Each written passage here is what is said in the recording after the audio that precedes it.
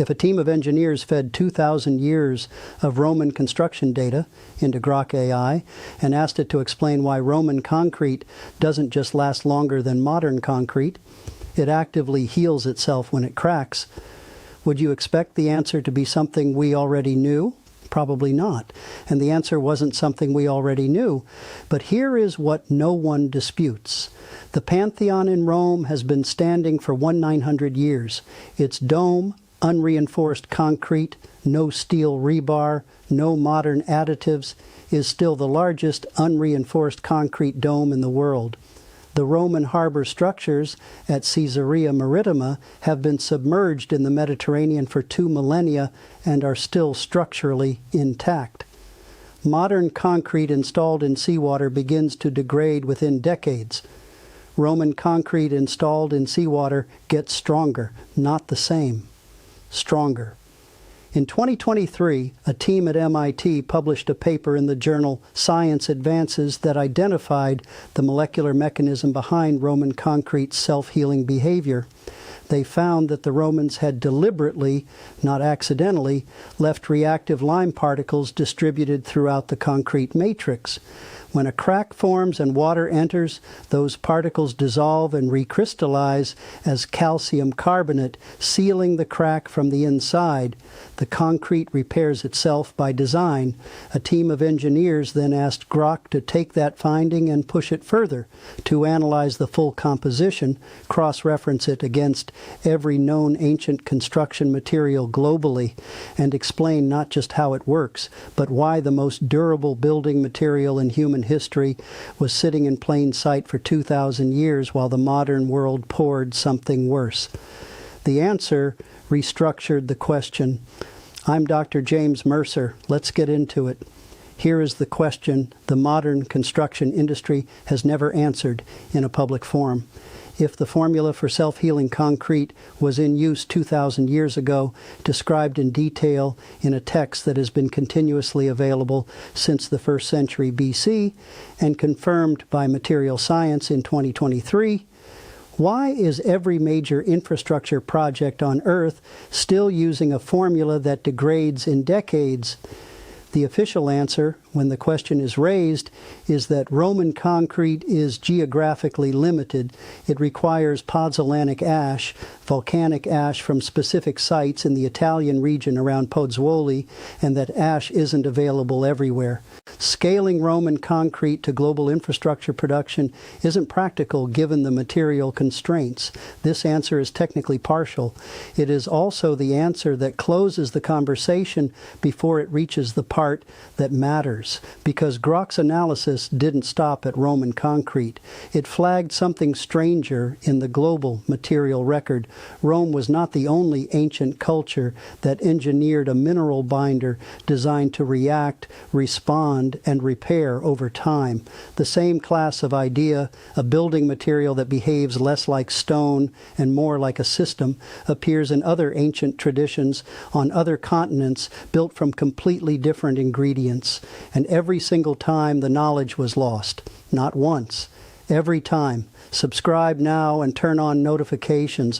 What I'm about to walk you through starts with a concrete formula and ends at a question the construction industry is not prepared to answer. Let's go back to the beginning.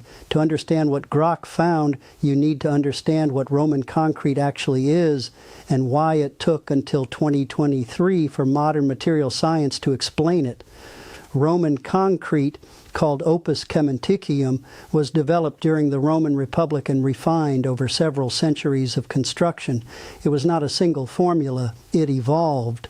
But the version that produced structures still standing 2,000 years later had a consistent core composition: volcanic ash from the Pozzuoli region west of Naples mixed with seawater and quicklime, calcium oxide using a high-temperature process the MIT team calls hot mixing.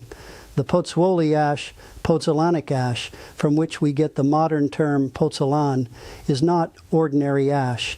It contains a specific mineral profile, including high concentrations of aluminum and silica in a reactive form that ordinary volcanic ash does not have. When this ash is mixed with quicklime and water at high temperatures, it produces a binding gel, calcium aluminum silicate hydrate, that behaves fundamentally differently from the calcium silicate hydrate produced by modern Portland cement. The difference is what happens over time. Portland cement hydrates rapidly and reaches maximum strength within weeks. It is then stable until it isn't. Any crack, any water intrusion, any chemical contact with the environment begins a degradation process that the cement has no mechanism to reverse. Reinforcing steel corrodes when water reaches it. The concrete spalls, the structure weakens. Modern infrastructure has a design life of 50 to 100 years because that is the realistic lifespan of Portland cement in real-world conditions. Roman concrete does the opposite. Analysis of Roman harbor structures submerged for 2,000 years shows they are not just intact, they are mineralogically richer than when they were built. The volcanic ash continues to react with seawater, producing new crystals of a rare mineral called aluminous tobermorite within the concrete matrix. The structure is still curing, still building, still getting harder, and the self-healing mechanism, the reactive lime particles distributed throughout the matrix, is the part that everyone looked at for 2 centuries and misread completely. Portland cement was patented by Joseph Aspdin in Leeds, England in 1824. By the early 20th century, it had become the global standard for construction. Today, approximately 4 billion metric tons of Portland cement are produced annually. It is the foundation of a construction supply chain worth trillions of dollars globally.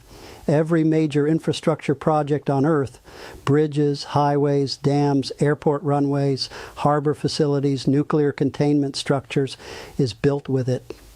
The formula for Roman concrete was never lost. It was documented in the 1st century BC by the Roman architect and engineer Marcus Vitruvius Pollio in his 10-volume work De Architectura, one of the most continuously studied technical texts in Western history. Vitruvius names the volcanic ash of the Pozzuoli region. He describes the mixing of lime and ash for marine construction, and the hardened Roman material itself carries a signature that has been visible to every researcher who ever sectioned a sample, small white chunks of lime distributed through the matrix. For 200 years of modern scholarship, those lime chunks were read as a defect, evidence that ancient craftsmen without modern quality control couldn't mix their materials thoroughly. The lime chunks were cited as proof of the technical limitations of pre-industrial construction. They were not a defect, they were the mechanism. The MIT team demonstrated that the chunks, lime clasts, are reservoirs of reactive material distributed throughout the matrix waiting. When a crack forms and water enters, the clasts dissolve into the crack and recrystallize, sealing it. The team made samples with the clasts and samples without, cracked both, and ran water through them. The clast samples sealed themselves within weeks. The others never did. 2 centuries of experts looked at the healing mechanism and saw sloppy mixing, because the assumption was that ancient builders couldn't have known what they were doing at the molecular level. The 2023 paper proved they did, and when the engineering team pushed Grok past the paper, the story got bigger than Rome. The team's instruction to Grok was specific. Take the MIT team's molecular analysis of Roman concrete, integrate it with the available literature on ancient construction materials globally, and answer 2 questions. Is Rome the only case? And if the material is this good, what exactly is stopping the modern world from using it? The AI returned a finding in 3 parts. The mechanism, confirmed and reframed. Grok's synthesis of the published data supports something stranger than durability. The hot mixing process, combining quicklime directly with ash and water so the mix cures through a violent high-temperature reaction, does not just accelerate curing. It leaves the finished material in a state of controlled reactivity, stable enough to hold a dome for 19 centuries, reactive enough to respond to damage as it happens. Roman concrete is not concrete in the modern sense. It is a responsive mineral system, a material with a built-in repair budget, spent slowly over centuries. Rome is not alone. This is the part that pulled the investigation sideways. In the same year the Roman paper was published, 2023, a separate team analyzed the ancient Maya plasters of Copan in Honduras and found something the field did not expect. The Maya were mixing extracts from the bark of local trees into their lime plaster, producing an organic mineral composite whose structure resembles hardened natural materials like shell and which shows the same family of behavior. It tolerates damage, and it reforms crystals where it is wounded.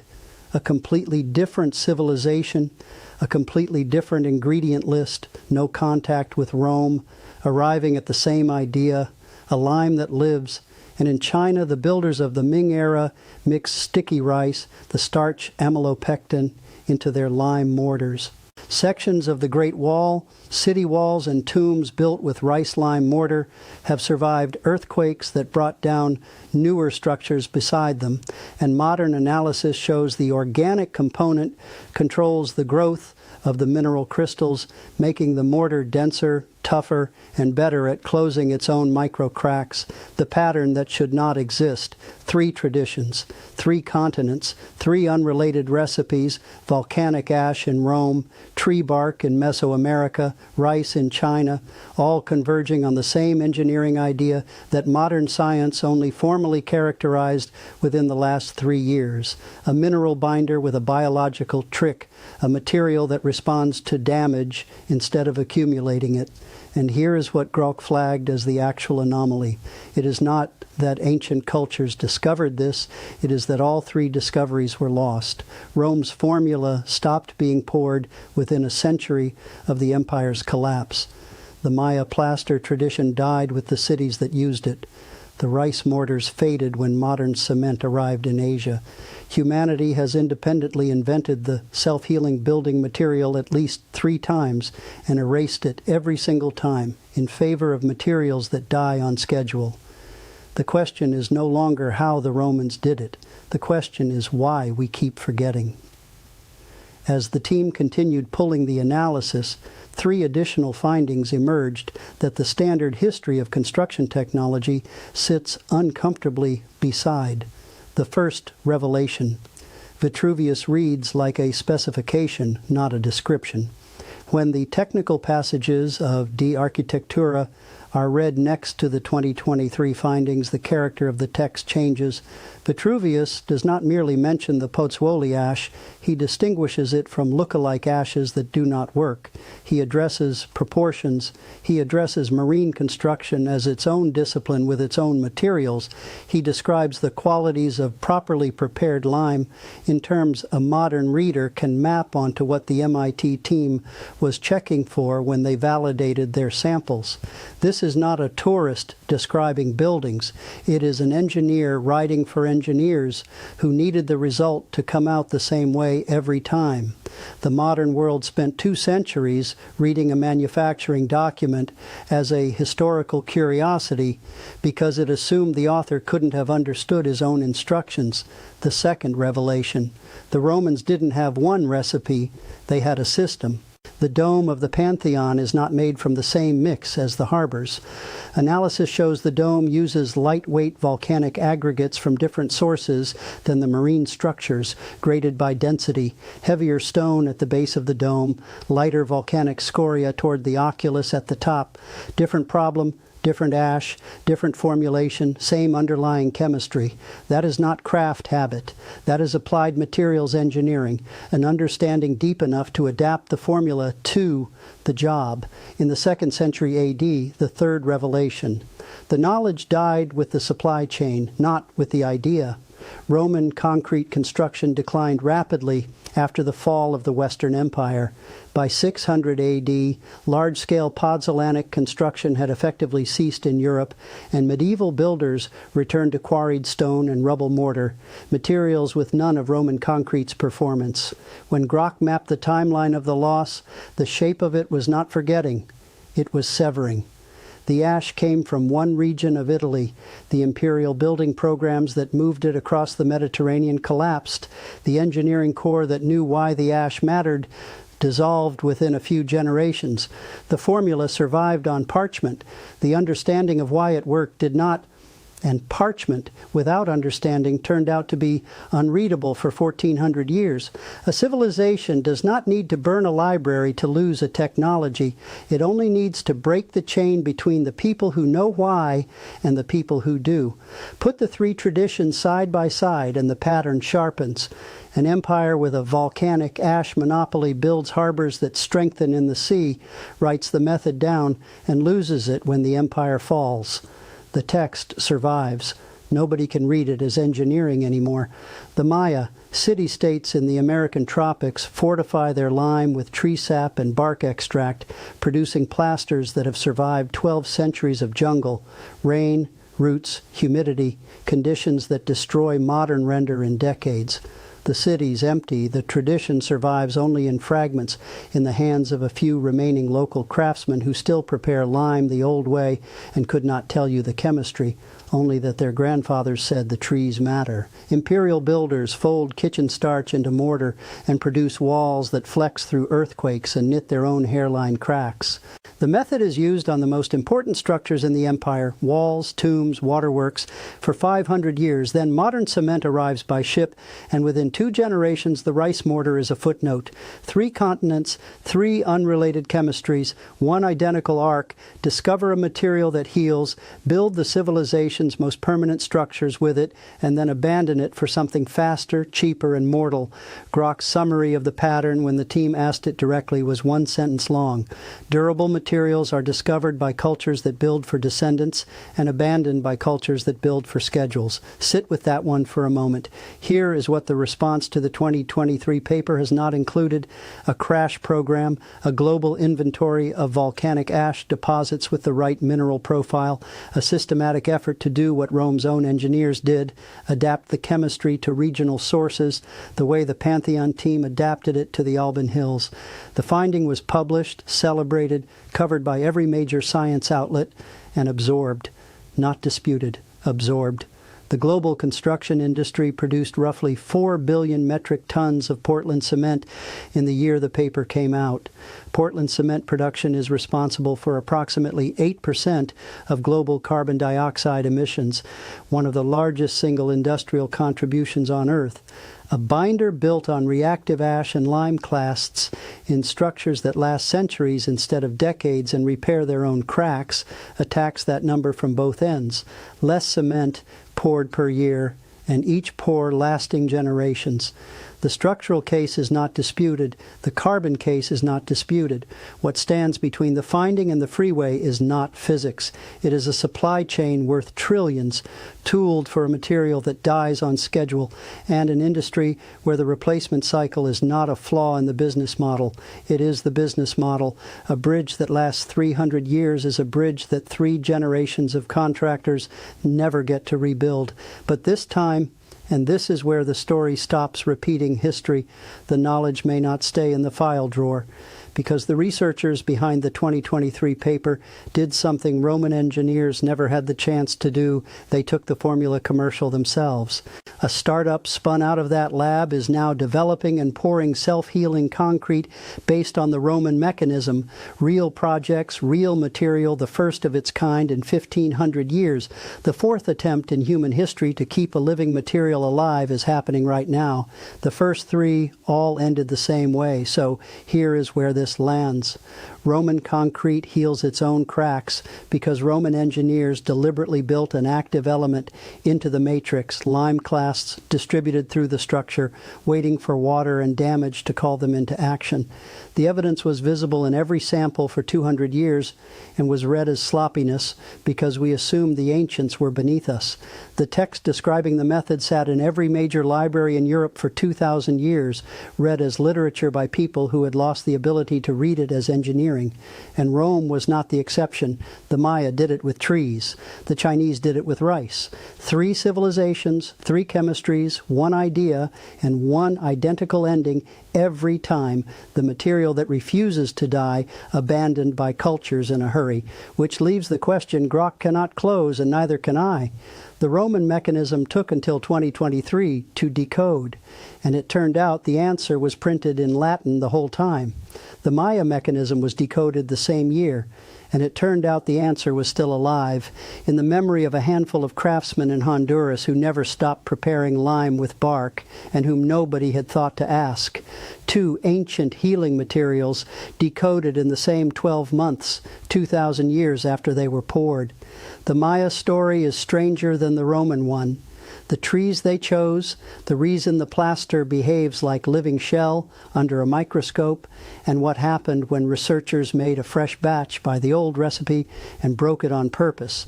That is the next video. When it goes up, you will want to have seen this one first. Subscribe now and turn on notifications. The Maya piece is already in production. 2,000 years ago, a Roman engineer wrote down how to make stone that heals. Last year, a machine finally explained why it works. Somewhere between those 2 sentences, the modern world poured 4 billion tons of the other stuff. I'm Dr. James Mercer. The moment I have more, you'll be the first to know.